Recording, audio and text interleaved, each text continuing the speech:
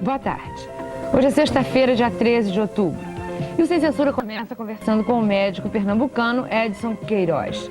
Ele é médium e afirma receber o espírito do médico alemão Adolf Fritz, que o orienta para fazer curas espirituais. O Edson tinha sido cassado pelo Conselho Regional de Medicina de Pernambuco, acusado de charlatanismo e da morte de um paciente. Mas ele voltou a exercer a profissão por decisão do Conselho Federal de Medicina.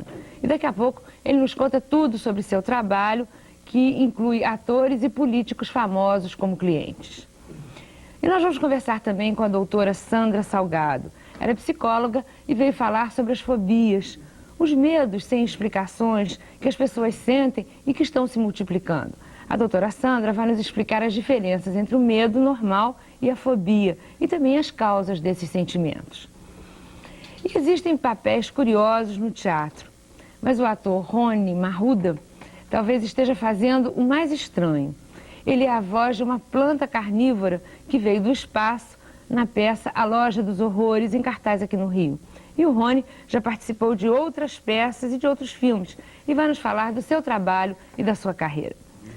E a Sociedade Brasileira de Ciência e Tecnologia de Alimentos promove, a partir de domingo, aqui no Rio, o 12º Congresso Brasileiro. Luiz Eduardo Carvalho, presidente da sociedade, vai nos contar daqui a pouco como vai ser esse congresso, que vai discutir vários assuntos ligados à nutrição, aos alimentos e também o tratamento adequado.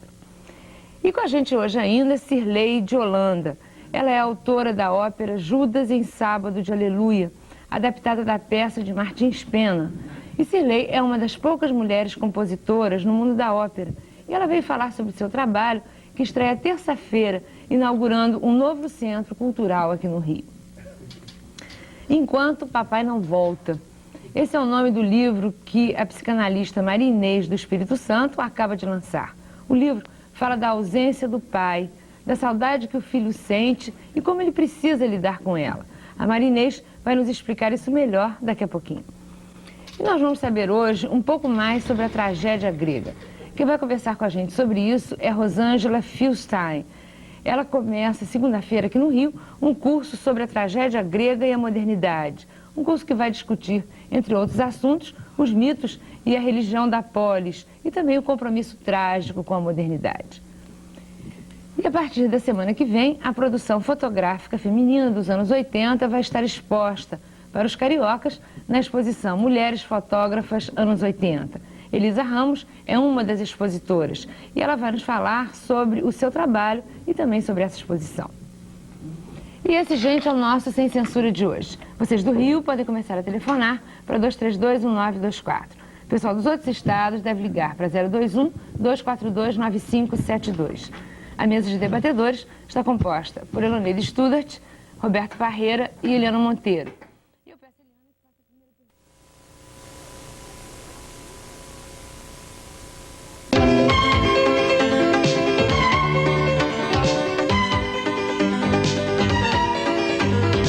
Conversa agora com a psicanalista Maria Inês do Espírito Santo. Ela escreveu um livro que se chama Enquanto o Papai Não Vem.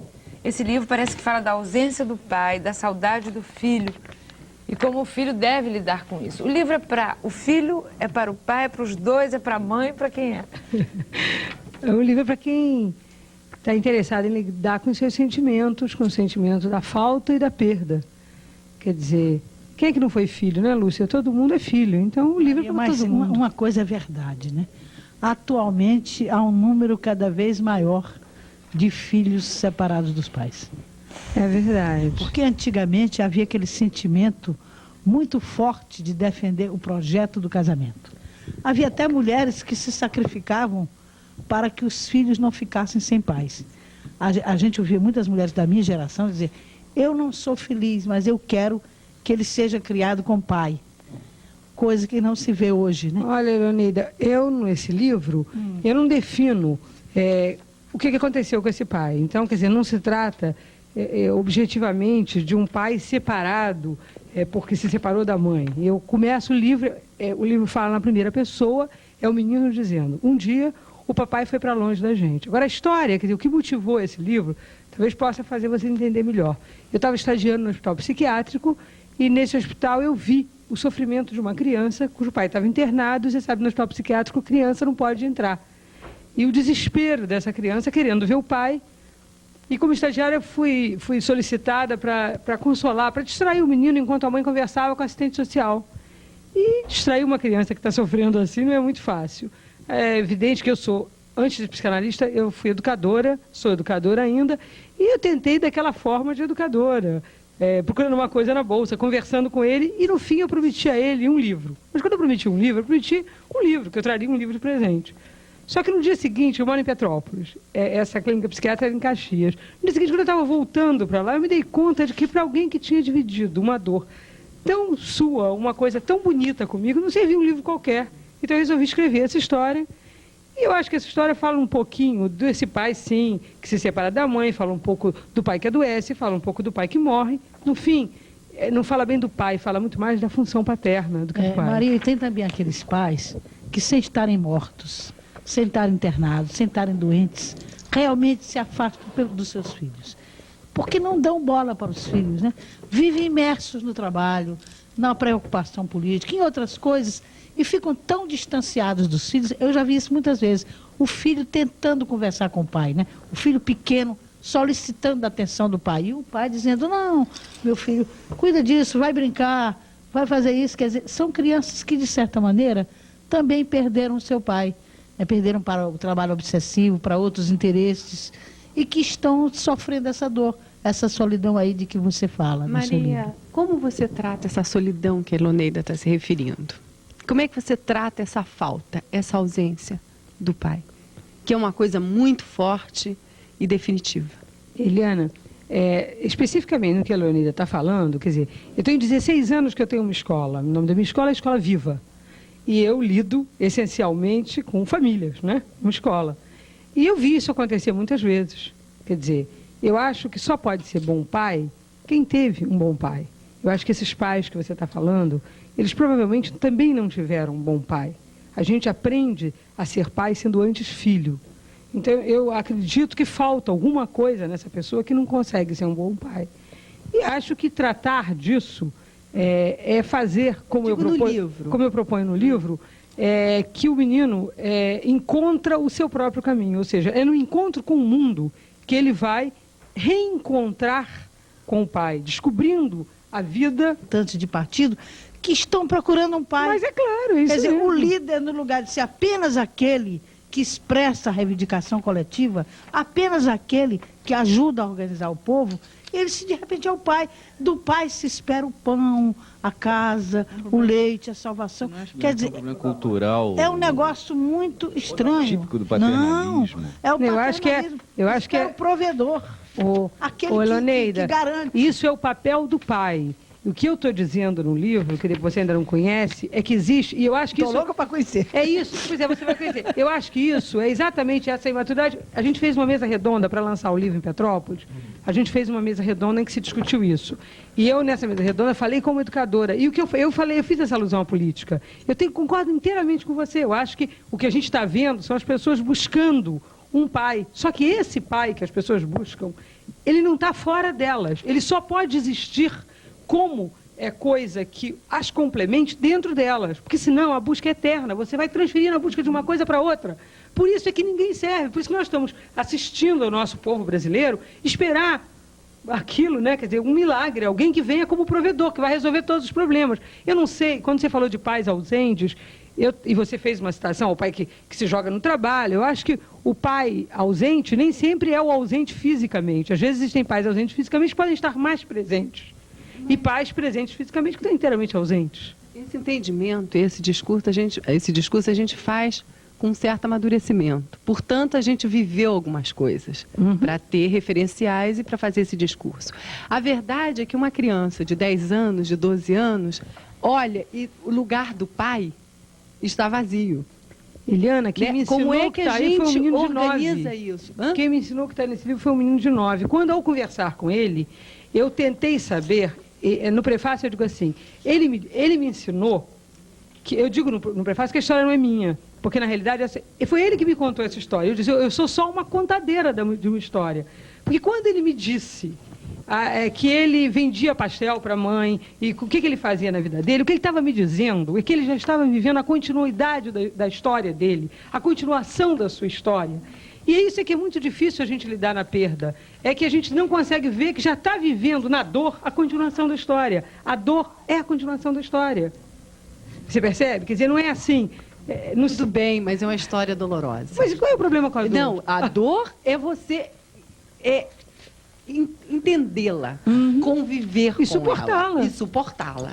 Agora, de uma forma não de sofreguidão, entendeu? É suportar de uma forma de entendimento. Acho que eu não sou psicanalista, passo longe disso, sou jornalista, mas é uma coisa que me interessa muito, que é esse lugar do pai. Entendeu? Que lugar é esse? Pois é, o que você chama de lugar de pai, Eliana, está mais para a função paterna do que para o papel de pai.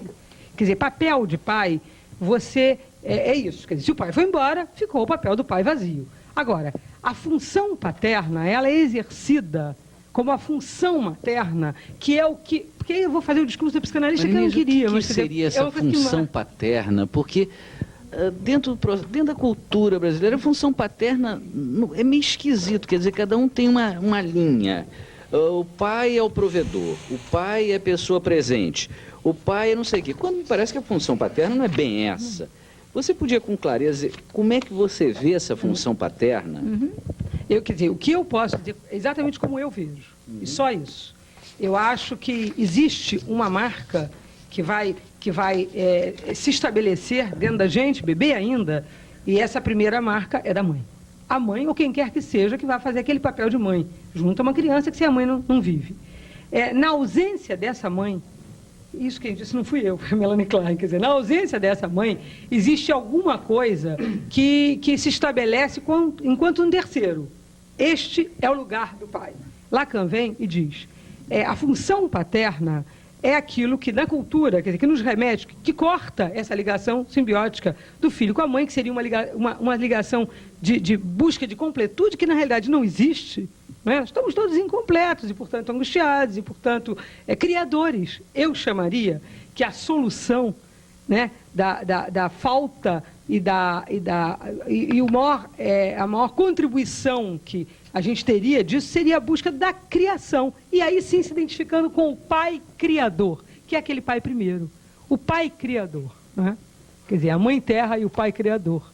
Né? A mãe matriz e o pai criador. Eu acho que é isso aí que eu chamei de função paterna no livro. Okay. Agora, aí tem que ler o livro. Marinês, eu li um pedacinho do livro, o livro é interessante, o livro é para criança mesmo, né? Embora o adulto também possa se enriquecer de alguma forma. Só uma perguntinha para terminar. Você escreveu o livro pensando no pai, é claro, porque o pai, na maioria, se ele tem que perder um, perde normalmente o pai. O pai vai mais embora do que a mãe, penso eu. Mas tem mães que vão embora, né? Esse livro serviria? Esse livro no caso de ser a mãe para uma criança que esse livro serve para a criança da gente num encontro com qualquer perda. Claro. Seja de pai, de mãe, ou outras tantas que a gente perde pela vida fora o tempo todo, né, Lúcia? Maria, o livro está nas livrarias? O livro foi editado pela editora Vozes, já foi lançado em Petrópolis e agora ele vai ser lançado no Rio, provavelmente em outras capitais. E está aí, quer dizer, inclusive com toda a abertura para outras questões, porque isso é só um começo de uma questão que é muito pouco tratada, que é a questão da paternidade e da função paterna.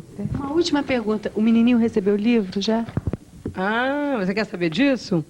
Não tem nos hospitais psiquiátricos o registro que possa me dizer mais quem era aquele pai e quem era aquele menininho. Então, eu acho que ele recebeu sim. Ele recebeu primeiro o livro naquela conversa comigo. Porque como foi ele que me deu o livro, ele tinha recebido primeiro. Ok. Claro que eu adoraria entregar limão também, né? Marinês, parabéns pelo livro. Obrigada a vocês todos. E que ele seja um sucesso. Muito obrigada. Obrigada.